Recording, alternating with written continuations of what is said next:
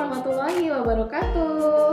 Masih bertemu dengan Kak Eka di acara Cendol, Cerita, dan Dongeng Online di Pusipda Kota Sukabumi. Sesuai janji, Kak Eka kali ini akan ditemani oleh Duta Baca Anak Jawa Barat dan India. Nah, karena Duta Baca Anak Jawa Baratnya sudah ada di sini, Kak Eka dan teman-teman pasti penasaran kan? Siapa namanya dan bagaimana ceritanya dia bisa menjadi Duta Baca Anak Jawa Barat? Silakan diperkenalkan sayang. Halo teman-teman semua, perkenalkan nama saya Fira Siska Arifin. Saya duduk di kelas 5 di SDN Paku Jajar CBM Kota Sukabumi. Terus gimana ceritanya awalnya kenapa Firas jadi Duta Baca Anak dan bagaimana mulanya Firas bisa jadi Duta Baca Anak Jawa Barat? Ya baik Kak Eka, jadi awal Firas menjadi Duta Baca itu saat kelas 4. Firas mengikuti lomba Duta Baca bersama guru pembimbing literasi Firas yaitu Bu Hani. Lalu alhamdulillah Firas lolos masuk ke Duta Baca Anak Jawa Barat. Habis itu Firas masuk ke 10 finalis atau 20 finalis, 10 putra dan 10 putri. Habis itu Firas dikarantina di Bandung, tepatnya yaitu di Villa Biru.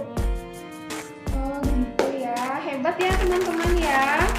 Terus motivasi Firas untuk menjadi Duta Baca Anak Jawa Barat itu apa sih? Motivasi Firas untuk menjadi Duta Baca Anak itu karena Firas kebetulan sangat menyukai dunia literasi nih Kak Eka.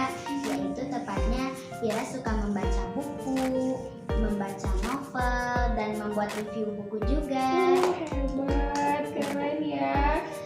Biasanya kapan sih Firas suka menyempatkan waktu untuk baca buku? Dalam satu hari berapa jam? Ya paling kalau satu hari itu setelah selesai mengerjakan tugas sekolah atau semisal ada waktu luang, Firas suka membaca buku. Bukunya itu bisa dipinjam dari perpustakaan sekolah atau tulis sendiri. Berarti Firas rajin ya baca bukunya ya teman-teman. Untuk teman-teman yang ingin pintar, yang ingin jadi Duta Baca Anak seperti Firas, berarti harus rajin-rajin belajar dan mengikuti kebiasaan-kebiasaan Firas. Firas bisa ceritakan nggak gimana cerita keseruan Firas dengan teman-teman Duta Baca Anak di sana?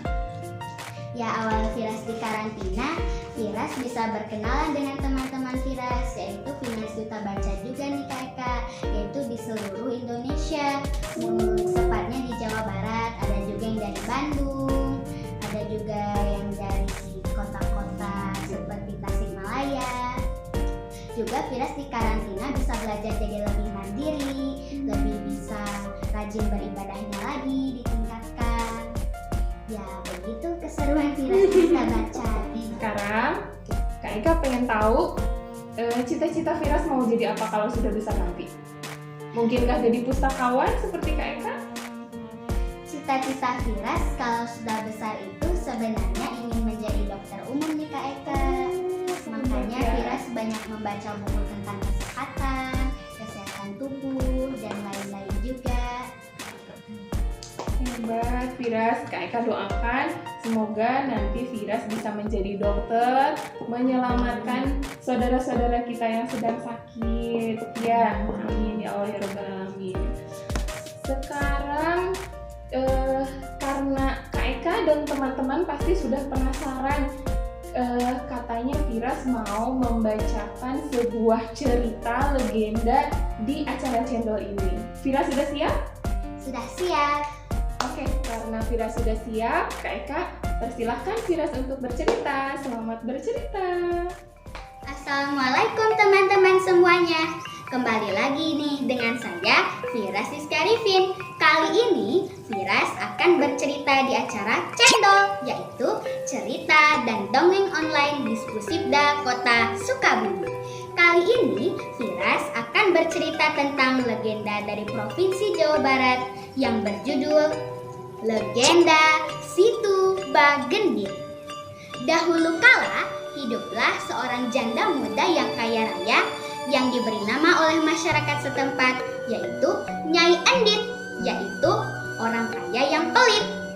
Nyai Endit meneruskan pekerjaan mendiang suaminya sebagai rentenir. Pada suatu hari, saat Nyai Endit sedang menghitung uang dan permatanya di halaman rumahnya, tiba-tiba datanglah seorang pengemis yang menggendong anaknya, datang menghampirinya. "Nyai, ampunilah hamba, Nyai. Hamba hanya ingin meminta sesuap nasi. Sudah 2 hari, hamba dan anak hamba ini kelaparan, Nyai. Tolonglah hamba, Nyai." "Hei, kamu! Kamu enak-enak saja menyuruh saya untuk memberimu makan. Pergi sana kamu!" Nyai Endit pun masuk ke dalam rumahnya. Melihat Nyai Endit masuk ke dalam rumahnya, sang pengemis tua tersebut merasa senang karena ia mengira Nyai Endit akan memberikan sesuap nasi untuknya dan anaknya. Tetapi bukannya nasi yang dibawa Nyai Endit, melainkan sebuah ember yang berisi penuh dengan air dan kemudian disiramkan kepada pengemis tersebut. Biur! Biur! Pengemis tersebut dan anaknya menjadi kebasahan. Sambil menangis, pengemis tersebut pergi meninggalkan rumah Nyai Endit. Keesokan harinya, terlihat banyak warga desa yang datang berbondong-bondong kepada Nyai Endit untuk meminta air dari sumur Nyai Endit. Kebetulan sumur Nyai Endit airnya sangat melimpah, sedangkan sumur para warga desa telah kering karena masuk musim kemarau. "Nyai, Nyai, tolonglah kami, Nyai. Sumur kami telah kering. Air sungai juga semuanya telah kering. Air tersebut kami manfaatkan untuk minum dan memenuhi kebutuhan kami, Nyai. Izinkanlah kami untuk mengambil seember air dari sumurmu, Nyai." "Hei kalian, memangnya kalian kira rumahku ini apa? Tempat penampungan air apa? Pergi sana. Kalau kalian ingin mendapatkan air, lebih baik pergi saja ke desa lain." Kata Nyai Endit sambil begitu kasar. Tak lama kemudian datanglah seorang kakek tua sambil memegang tongkatnya dengan bergemetar. "Nyai, tolonglah hamba, Nyai. Hamba sangat kehausan. Tolonglah beri hamba seteguk air, Nyai. Hanya seteguk air saja, Nyai." "Hei kamu, kenapa kamu datang ke sini? Pergi sana!" kata Nyai Endit sambil begitu marah. Mendengar kata-kata kakek tua tersebut, Nyai Endit semakin kesal dan kemudian merampas tongkat si kakek tua dan kemudian menjatuhkannya ke tanah. Sang kakek pun ikut jatuh tersungkur ke dalam tanah. Sang kakek pun berkata, "Kau adalah manusia yang begitu serakah. Tuhan akan membalasmu suatu hari nanti," kata si kakek tua sambil menjatuhkan tongkatnya ke tanah dan kemudian mencabutnya kembali. Tiba-tiba dari cabutan tongkat si kakek tua keluarlah air yang begitu deras sambil Nyai Endit berkata, "Tolong aku! Apa ini? Ah!" kata Nyai Endit sambil dia ketakutan. Para warga desa lari ketakutan, yaitu warga desa pun lari ke gunung yang sangat tinggi. Sementara Nyai Endit sangat sibuk menyelamatkan harta bendanya dan rumahnya. Nyai Endit pun tak bisa berbuat apa-apa lagi. Air itu begitu deras sehingga menggenangi seluruh rumahnya.